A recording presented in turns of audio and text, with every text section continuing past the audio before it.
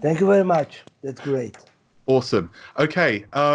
So first question, could you please introduce yourself to the audience as well as giving a quick overview of ADSHIR, and then we can start the deeper questions and then why you would like to change the industry.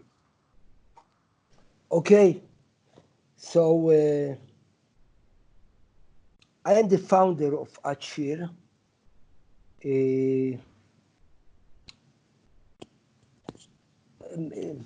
To a short, brief history of myself, I am in the computer graphics science about many years, about 35 years. I founded this company in 2014. The technology is real-time, low-power ray tracing. Our business model is software licensing, and we are building ray tracing for AR, VR, PC, mobile, and console gaming.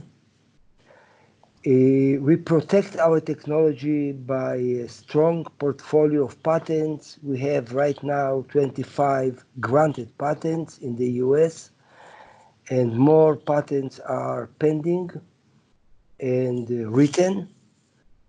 The company is growing. We expect about 25 people in 1 year. And that's it. And business status is about initial revenues to revenue growth. About myself, so far let's start with the beginning. I spent few years in the United States for a postdoc and for teaching in universities. And then I came back to Israel and I founded the first startup and then another 3 startups. Now, the second startup was sold to Oracle. The third startup, Lucid Logics, was sold to Google. And this is the fourth one. Wow. Yes, thank you. Thank you. That's quite a lot of startups. And altogether, I have about 200 patents on my name in all the companies, in the university. Yes. Okay, so ray tracing is often described as the holy grail of computer graphics, Right. but obviously up until now, traditionally it's required a lot of power to calculate real-time effects. Right. Can you give an overview of why your technology is different and how it's possible to accelerate it using such a low power envelope? Great. You know that ray tracing, some 30 years ago, I met the first time ray tracing in the States, and it was very wonderful. I saw a wonderful image. It was very nice, and people say that it's going to be a mainstream very soon, in 2 or 3 years. It didn't happen. It didn't happen because of the complexity of the application. People used to say that ray tracing has a bright future and always will have. So this is about ray tracing. But this is, in order to understand what kind of a complexity it is, imagine that you have a scene that you want to ray trace. Now, the scene might have, for example, millions of polygons, and you need many millions of rays penetrating to the scene in order to build the image.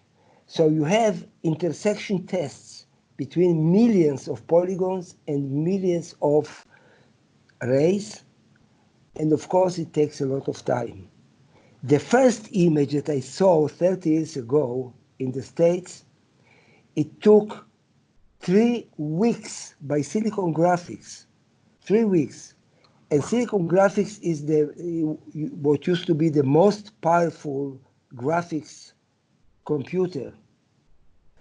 Now, 20 years later, in 2010, we saw the first film with ray tracing. This was Avatar. And it took about 40 hours to generate one frame, a single frame. So it's very expensive. Now, the next step done in ray tracing was a kind of marriage between ray tracing and raster, because raster graphics is very fast. Ray tracing is very slow, but ray tracing is physically correct. So you can somehow to put them together, to integrate them, and this is called a hybrid ray tracing. And this is the great advantage in ray tracing in the last years. Now in 2018, NVIDIA came out with an announcement about the RTX 2080 ray tracing machine. This is, of course, hybrid ray tracing. And at the same time, it was in silicon, in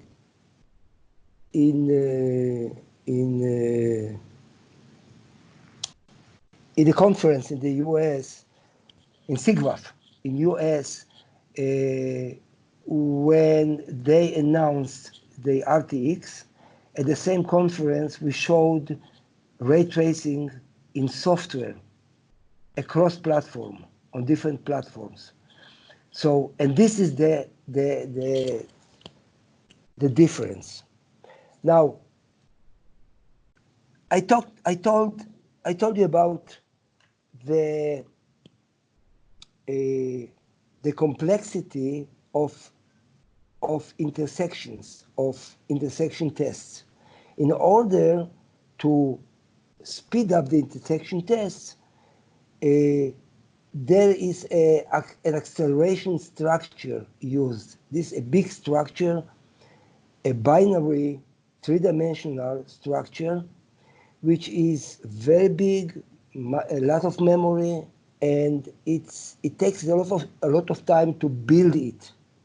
I think NVIDIA uses BVH, right? Isn't that correct? BVH, right, BVH, right. This is BVH. Today's BVH. It used to be KD3 and different trees. Today's BVH. This is the latest. But this is a kind of static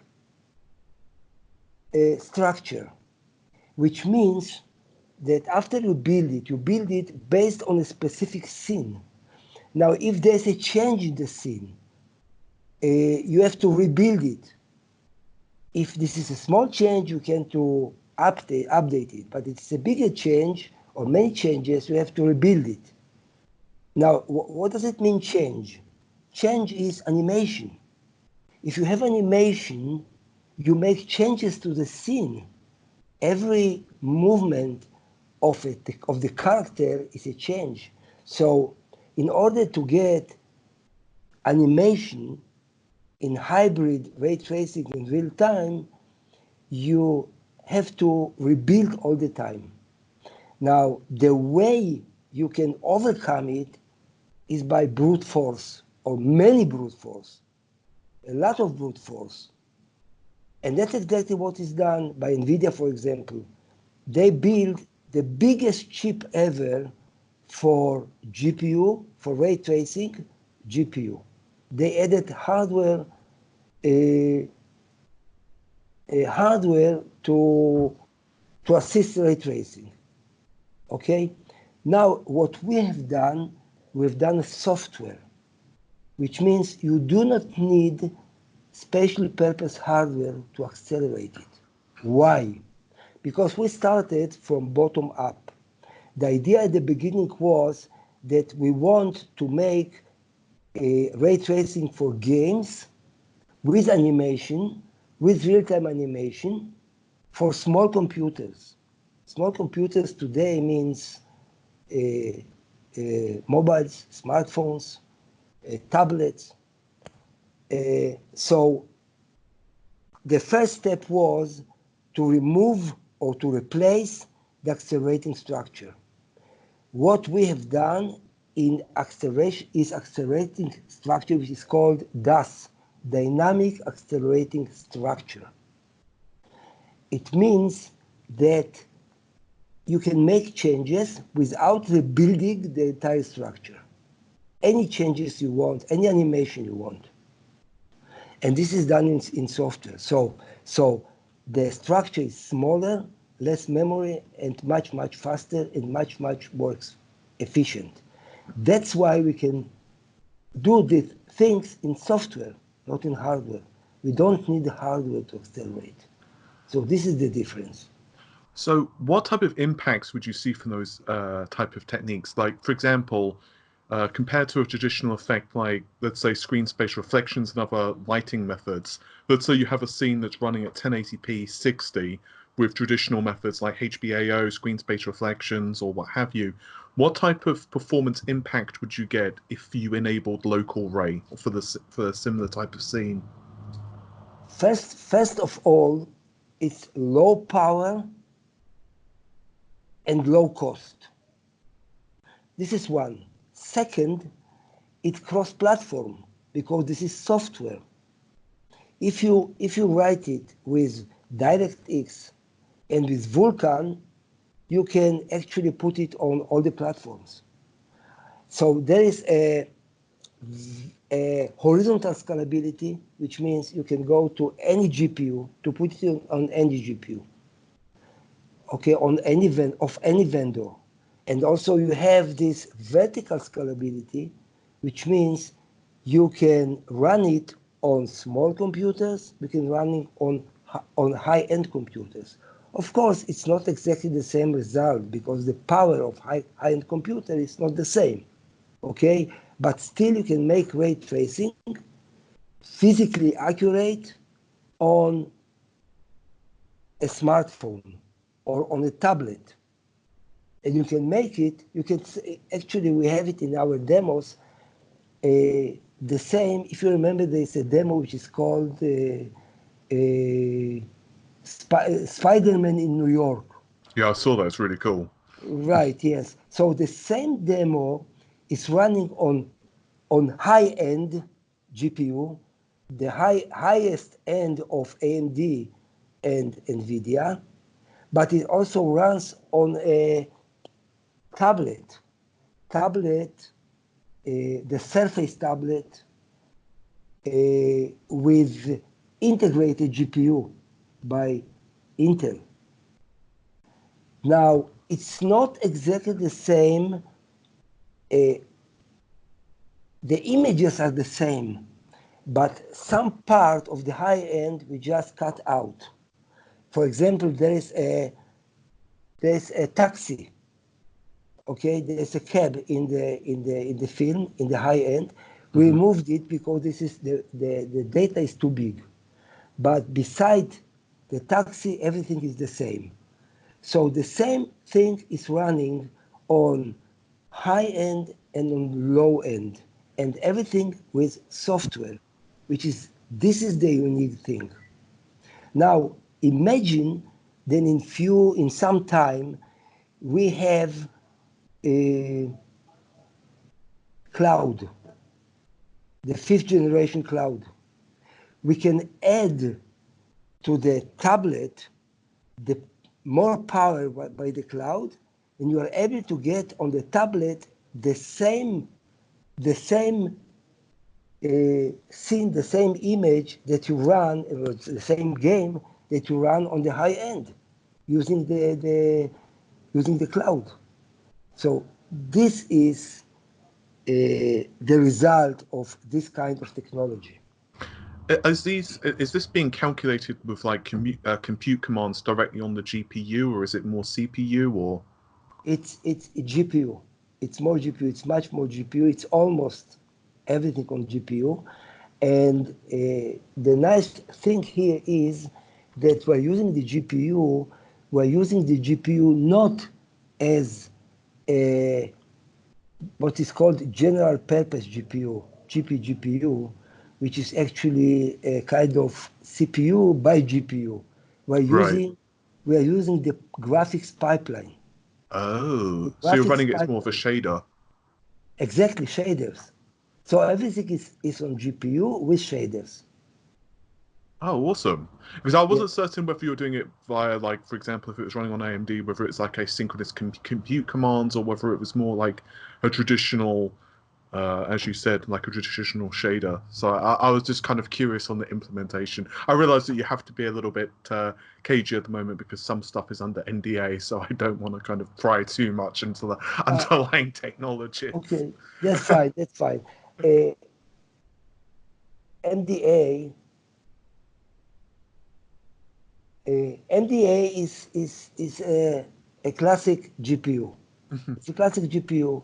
You work with shaders and you work with one of the graphics APIs, either DirectX or Vulkan, right? Hmm. So you can take a GPU of AMD. You're talking about AMD? In AMD or NVIDIA doesn't particularly matter. Could be Okay, any. okay, okay. So take just a GPU of AMD and run on it local ray. And the same way you can do with any other GPU as well. Now, the nice thing is that you can make it not just with a discrete GPU like AMD. This is a discrete high power GPU, AMD and NVIDIA, but you have the integrated GPU, like on the surface. This is Hmm. integrated GPU. This is a GPU which is part of the CPU, of the multi-core CPU. It's sharing the same memory with the cores of CPU, so the memory is small, but you still can run everything. You can run local array on this kind of tablet. And if you go to ARM, for example, which is on mobiles, on smartphones, you can run it on ARM as well. So, So sorry, yeah, go ahead. Go ahead. no, so it's a cross-platform, and this is vertical scalability. So, on the software side of the equation, if you wanted, as a games developer, to implement LocalRay into your title, would it be kind of like a plugin that could work with your engine? I know that you're looking to pursue software solutions and integration with like Unreal Engine, as well as potentially hardware solutions as well in the future if a vendor wanted that. So, what type of like work chain would a developer need to do to implement LocalRay? Okay, thank you for the question. Yes, it's actually completely complementary with the graphics world. So it's complementary with Unity, with Unreal, with game engines. It's it's it's actually it's a kind of black box. You put into it the same data you put to any other raster or to any other ray tracer, and you get the same result on the end. In the end, you can send the same. You are getting the same result. So we only do it much faster, more efficient, and with software only. But it's completely complementary with everything else in the area of graphics. For example, today we have LocalRay integrated, completely integrated with Unity.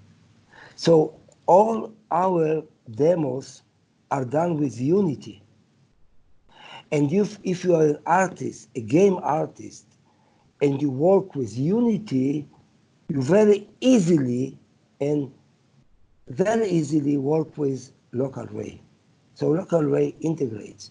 Now, it's not today it's not a mature product yet, but it's going to be this year, and it's going to be integrated with probably with other engines, maybe Unreal, maybe other engines, and it will be given to the developers of games. You also have, I know you can't really talk about it because of confidentiality at the moment, but you've also scored a couple of a console contract as well, right? So obviously there's a huge amount of interest in the industry. Yes, I cannot talk about consoles, but yes, we are in this business as well, and we are working. It's not a product yet, but it's going to be. I can imagine it would be very. I think it would be very useful as well for a console like the Switch, simply because of how low power the device is, and especially with the next generation consoles coming out as well. It's going to be really interesting to see how ray tracing, uh, I guess, impacts the visuals of games over the next few years. That's for sure. But I want to give you another view of it. Let's take a big console producer that have different generations of consoles. Now the new console is the most powerful, of course. But if you have a vertical scalability like LocalRay, you can run the same ray tracing on high-end consoles, on elder consoles, on different consoles because of this scalability. So something like, just for example, Microsoft have confirmed hardware ray tracing for the Xbox, but theoretically they could also use local ray to get a kind of similar result with their current generation consoles. So you've got that like scalability across different generations, basically. Right. That's really fantastic. Right. Switching topics a little bit, because I know you also push a lot towards augmented reality. How do Right. you feel that augmented reality will be useful over the next few years? How it will become more important, and what the advantages for ray tracing in augmented reality will be? First of all, it's very hard to think about augmented reality without ray tracing, because augmented reality is something. There are different kinds of augmented reality, but I'm thinking about games, and game which has a physically accurate augmented reality or images in augmented reality is something that blows up your mind. You see something which is real. Now, if you are trying to do the same with raster, this is maybe nice, but this is not real. Your mind won't believe this is real. So this is the big difference. So augmented reality is exactly the right place for ray tracing. Now, augmented reality used to be a buzzword some 1-2 years ago. Today, it's people are still waiting to happen. But I believe that in a year or 2 years, we are going to have augmented reality with ray tracing, which will create a whole new world of games, of users, different users.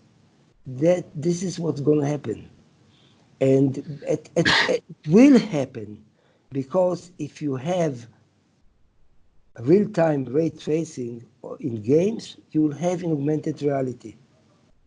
And today we already have we are collaborating with some companies that are working on augmented reality in mobiles. So it's going to happen. What technologies do you think are going to be very important in what technology do you think outside of AR and ray tracing are you really excited about personally that you feel is going to really augment the experience for users? Uh, For example, of computer games, of course. Computer games, virtual reality, just anything you feel that is Uh, going to be revolutionary over the next few years. I think that in education you can use it very much. In education, probably in simulators, different simulators, in the army and elsewhere. Uh,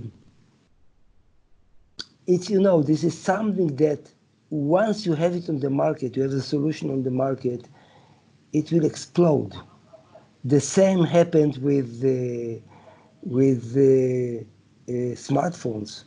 These smartphones 10 years ago, you didn't think about all these applications that you have today, and that's exactly what will happen, because people are very creative, and they have once they have the tool, they will do with this tool the maximum, and that's what will happen. Can you give an example of how accurate physically LocalRay is compared to, say, NVIDIA's RTX in terms of the calculation of rays? Is it very similar accuracy-wise on a higher-end GPU, say the RX 5700 XT or something similar? On high-end GPU, yes, it's. I think it's similar. It's similar. We have a quality comparison with V-Ray, which is a leading ray tracer and is considered as a ground truth. On the left side, you can see a V-Ray image that took minutes to generate. On the right side is LocalRay, a real-time that took only a few milliseconds. There are some natural differences of the color hues, as between any two graphic systems of different vendors, but the ray hits and the quality are the same. With Quake 2 RTX, I think it's full path tracing, so that the entire scene is Oh, calculated using the bouncing of rays. But yes. in obviously most games, it's the RT cores are basically just, as you said, just supplementing traditional rasterization techniques. Okay. This is a good point because ray tracing. You have ray tracing, low-end ray tracing, and you can have high-end ray tracing, which is called path tracing. Now, this is much more expensive than the low-end ray tracing. The low end is actually the rays. This is not taking into account the ambient light. And ambient light is what actually happens in real life. Ambient light sources, it's not enough. Now the low end ray tracing is light sources. If you want to go to high end path tracing, you have to invest much more work. For example, on a real path tracer on a single pixel can have many rays, hundreds of rays, if not more than this. And this is very expensive. Now, of course, NVIDIA with hybrid ray tracing, they cannot make so many rays. So this is simplified by using different filters, but still many rays. Now, you say, okay, why do you need, in what cases you need much more rays? For example, in glossy reflections. In glossy reflections, you must to have the ambient light to make a good glossy glossy reflection. You need some the same some other features that you in ray tracing. So you need path tracing. You cannot have today ray tracing without path tracing, and that's what we have, path tracing, and that's what NVIDIA has, path tracing. Can I ask you one final thing, which is, Yes. if you, given you are an industry expert, Yes. I like to ask people who are well connected, who have been well established in the industry, if you could provide one sage piece of advice to people who are just starting out their journey in the industry. Someone, for example, just entering college, what would you give them for advice? I believe that the future of ray tracing is happening right now. It's becoming a mainstream. Moreover, the real-time ray tracing technology is reaching down to mobiles. Cost is dropping, power is dropping, and a huge massive market is opening up. Soon, with the help of the G5 cloud technology, mobile games will be going into line with PCs. We are witnessing a democratization of ray tracing. My advice to college students: go to study computer graphics. A great opportunity is waiting for creative and innovative minds in this fascinating area.